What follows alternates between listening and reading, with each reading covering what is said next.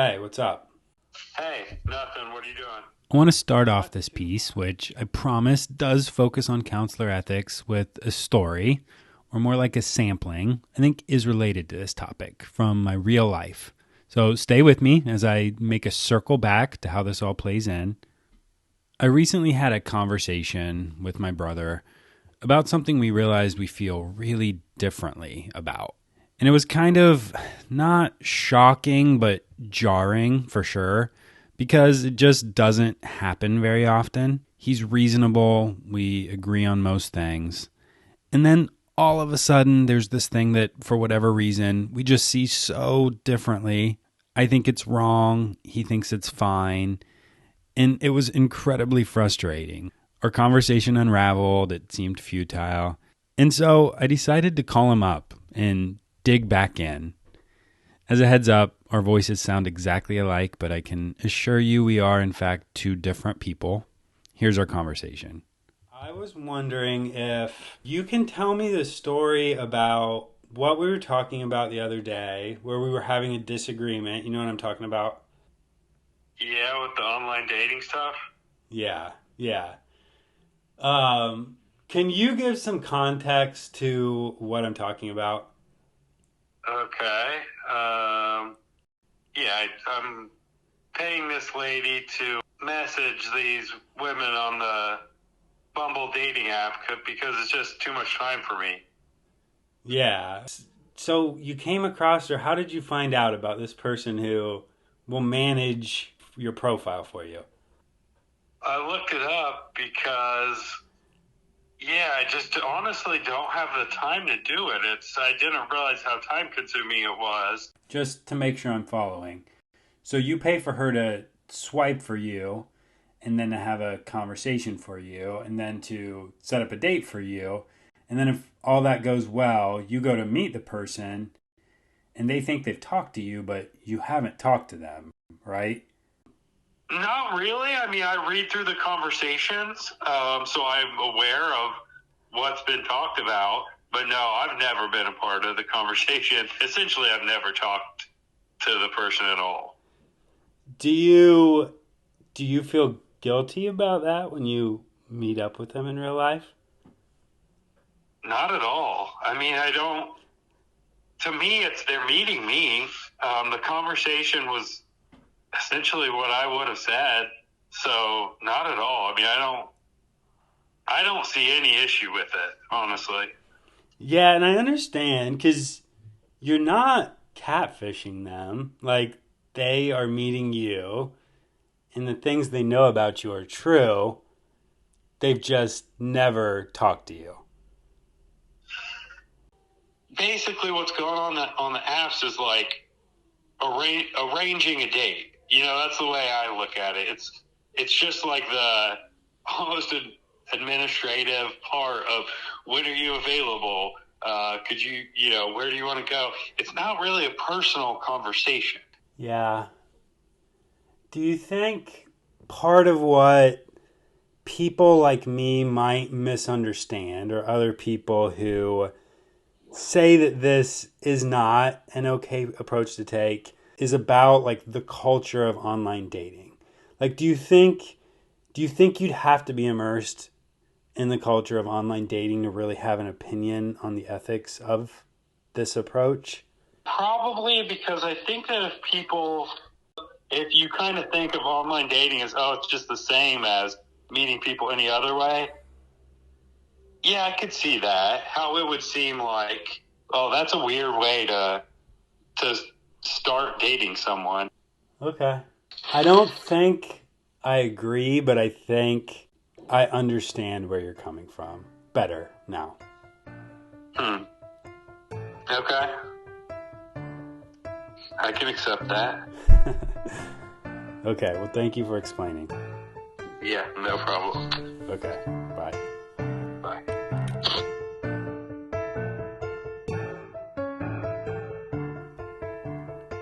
Over the last several weeks, this was one of many conversations I had about the topic of ethics. I took what I think of as almost a journalistic approach to dig into the topic and how it applies specifically to therapists, which, by the way, I am one, Tobin Richardson. I work at Centerstones Institute. And a shocker in all the conversations I had, this was the only time dating came up, despite our portrayal in just about every movie or TV show I've ever seen, ever. It actually turns out that we therapists know the boundaries there pretty well. But there were other topics that honestly just sort of stopped me in my tracks. So many times I had to think, wait, am I right on this? What is our professional responsibility? Where is the line? But that's what I wanted. To me, that's the real essence of ethics. So here, coming from a place of growth and expansion, not from fear or restrictions, no shaming, I'm sharing with you where I landed and what I learned through this journey of exploring this topic. This course is part of a series which I've organized using a handful of the big guiding ethical principles that are mentioned across professional organizations in some way. And by applying these principles to some of what I think of as the most real, honest, ethical puzzles we face in the profession, like right now, today, this series is designed to be taken either together or individually. It doesn't matter. Each topic can stand alone. In this first one, we'll focus on the principles of 1, autonomy, and 2, honesty, as they apply to the very specific but very practical topic of political differences within the therapeutic relationship, just sprinkled on top with a touch of political extremism. What does that look like? How should we proceed? So if this is a topic that seems relevant to you and your work, give it a listen, a chance, a right swipe.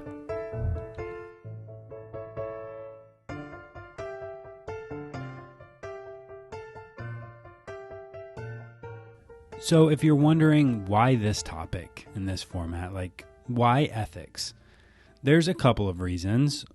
One is that I know it's required for most of us in order to maintain our license, but I've struggled to find courses on the topic that I thought were engaging and relevant. But the bigger reason is because it's interesting and dynamic and it's always evolving, not a topic that can ever be really fully understood. And I find that to be a perfect fit for this type of storytelling approach. But because of the live, vibrant nature of ethics, mixed with the subject of politics, it's also really hard to get definite right and wrong answers. So if that's what you're looking for, spoiler alert, you won't find that here. But with that being said, in my investigation of different perspectives of different individuals, different therapeutic fields, there were some themes that came up. Just some practical tips, some particularly insightful food for thought. And so that's what I'm conveying here. Much more of an annotated bibliography than a single-sided source. And one of the very first things I did in my exploration was I searched for what therapists were saying about the topic. I searched in real life within my network and also on a handful of message boards on places like LinkedIn and Facebook. And as you can imagine, opinions differ on how to handle political disagreements within a therapeutic space. They insightfully differ in many cases, and even online with actually very little trolling or name-calling, if you can believe it. So well done, colleagues. But here's a sample of the range of responses. I don't support therapists expressing political opinions in therapy. It's possible to hold space without interfering. That's basic. That's the whole point. It's not about you. 2, disclosing political beliefs can be affirming to clients. More often than not, one's political opinion is inherent to one's stance or even to one's identity. Sometimes even the way we show up and dress can reveal our political positions. Therapy is inherently political. We can't just ignore that. But even within these responses and all the ones in between, there were some areas of revealing consensus around the first ethical principle we'll focus on, which is autonomy. Autonomy is the notion that as part of our role as clinicians, we should empower our clients to make decisions for themselves, to realize they are the expert on their own life, their own truth. We should value their own independence, even if it means to make decisions that would be different from ours. And one of the most practical tips I came across in relation to autonomy is to think about how it relates to treatment goals specifically. This is important because political conversations can pop up in a few different ways. It could be as small talk before a session or tangentially in a way that's clearly outside of the priorities you've identified for treatment. Or it could be in a way that clearly is linked to treatment goals, in a way that's impossible to look past, impossible to sweep aside. And that first option is actually much simpler because what you can do in the case that it's irrelevant to your clinical work is that you can just redirect to not go there. Because quite honestly, there's often just not much of a reason. There's bigger fish to fry and different ways to prioritize autonomy. And something else to keep in mind is that disagreeing, especially if it's not done very carefully and thoughtfully and after a lot of trust is built, it can actually be counterproductive.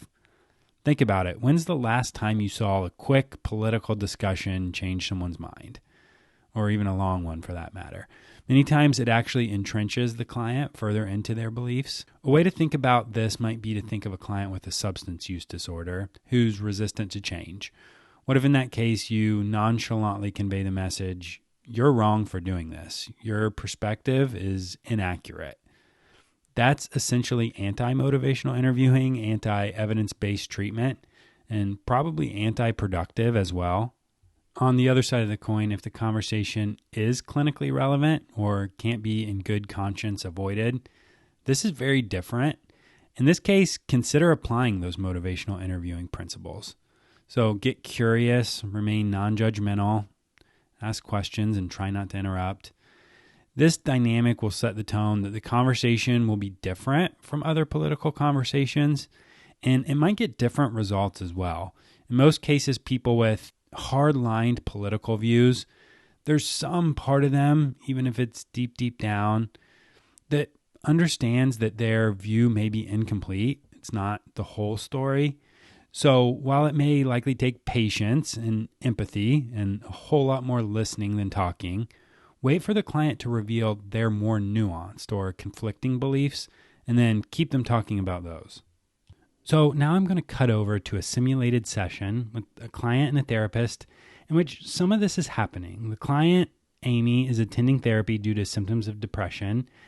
And as she talks with Deborah, her therapist, about her symptoms, you'll notice her references to her broader political worldview.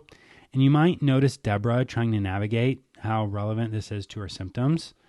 Is this a redirect or is this a time to dig in? Here's their conversation. Have you noticed any pattern change in your life, in your day-to-day life? Like just with my activities or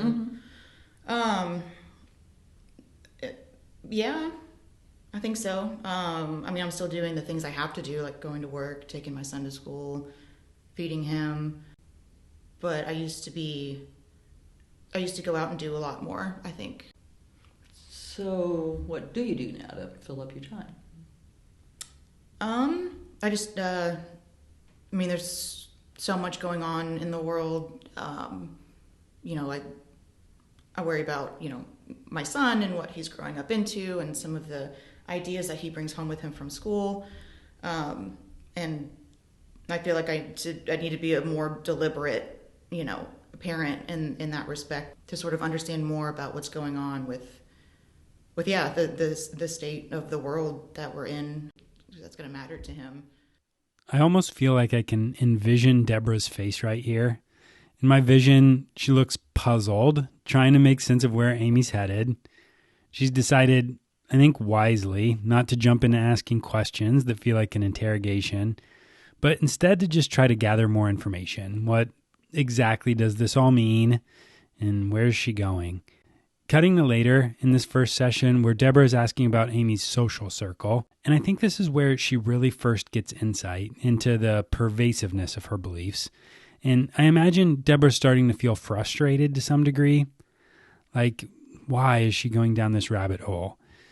I think she's starting to understand the impact Amy's views are having on her life and probably on her symptoms of depression. We haven't talked very much about your social interaction.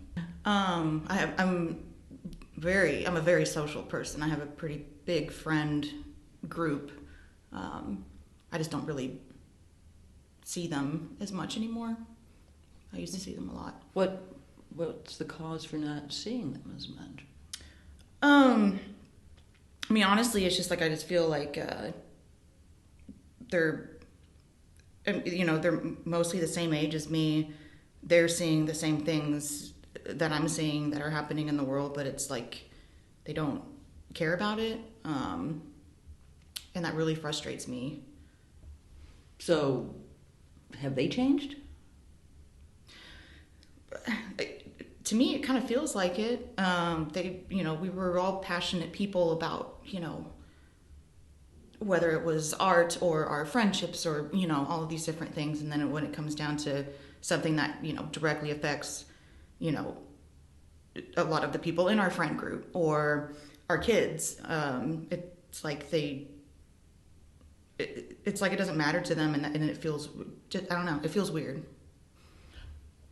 Well, do they know? Do they know what you know?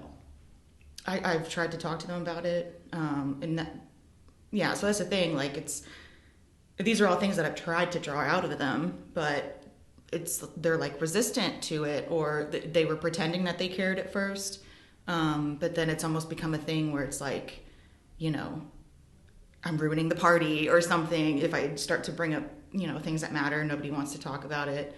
I kind of get silenced almost in a way that I'm not used to getting from them, and it's frustrating. It's like I never really was that close with them to begin with. It's like I find myself honestly, like online, like in forums and stuff, finding more like-minded people there than like people I grew up with, and it's disappointing for sure. As the next few sessions progressed, this was a theme that kept making its way back into the conversation. Amy's relationships were being impacted in a way that became pretty clear, pretty essential to explore in session. But as she talked about all this, one of the focus areas that kept also coming back into the session was Amy's son. He was a huge motivator in her life, a huge part of her why. In my vision of this next clip, I almost see a light bulb go off over Deborah's head. There's this thing that she knows if she can keep Amy talking about her perspective, it might be able to shift over time. And so she keeps asking about it, subtly but effectively. Now, was your son involved in the social circle that apparently you don't have as much anymore? Oh, yeah. With having so many friends and being so social, they all became like, aunt and uncle to him. Most of them I think he calls aunt so-and-so or uncle so-and-so, and they've been around for a while. How does he feel about them no longer being available?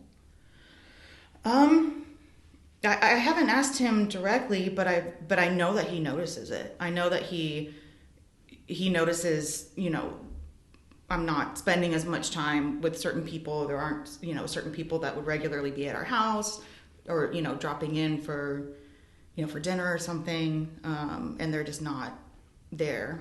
I can't imagine he hasn't noticed. Do you feel that they were there for him in the past and they no longer are? Simple answer, yes. They were definitely there for him before. Everyone was like really involved when he was born, and as he was growing up, but not so much anymore. Amy hearing the impact on both her and her son through her own words, it might be working. It's hard to know for sure. But we do know that she's opening up. She's at least talking about it off of a forum or a comment thread, but in real life, as it connects to her real functioning, her symptoms. And although it was hard to tell here if Deborah's views aligned with Amy's, if they didn't, this level of calm and collected and strategic, it might have been especially challenging for her. It would have been for me. So if you're wondering how this approach aligns with the principle of honesty, the willingness to tell the truth, well, you're not alone. More to come.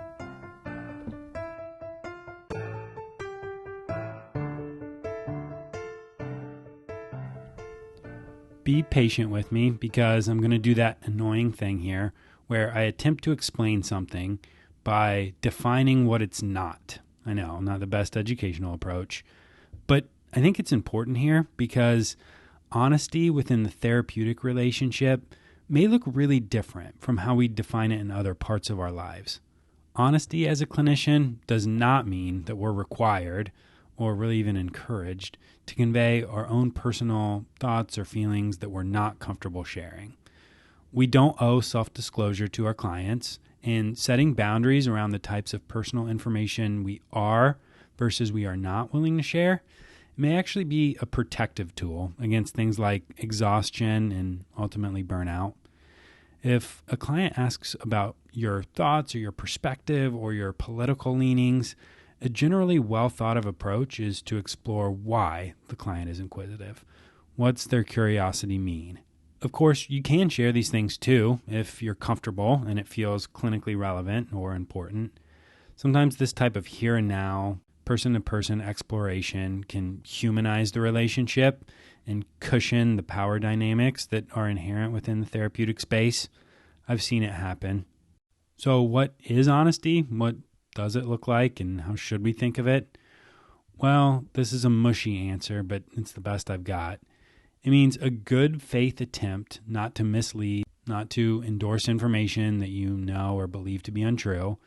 I think a common way that this may play out, not just in relation to politics, although certainly in relation to politics, might be through reflexive agreement. I think a common instinct among those of us in the helping professions might be some people pleasing, and people pleasing can look like agreement, often nonverbal agreement, even when there's not. And if you're like me, sometimes you do this in a way that you don't even realize you've done it until you look backwards. And I do think there's consensus that this is unnecessary and can do more harm than good. And again, in the long run, will likely take a toll on you. So while you should be careful disagreeing in a way that's not strategic, also be careful agreeing in a way that's not strategic if the client's endorsing political ideas that don't align with yourself or your values.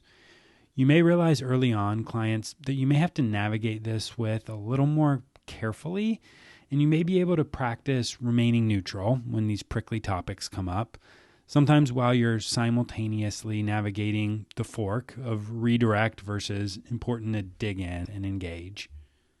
One of the interviews I conducted for this project that lingered with me afterwards, like for days, was with a therapist who told me about an ethical dilemma she faced early on in the pandemic that I think relates to all this. A quick preview is that she took on a large portion of a caseload from an exiting colleague right as the shift to telehealth took place, but this happened right at the very beginning of the pandemic, and her organization wasn't ready for the video Zoom-style delivery of care that we all know so well today, so she was often meeting with clients the old-fashioned way, through phone calls.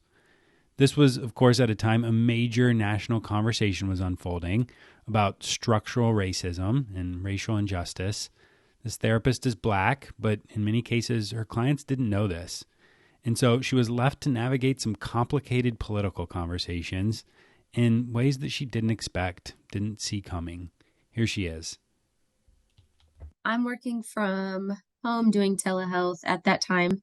The video telehealth wasn't really like up and running just yet, so we were doing a lot of conversations by phone.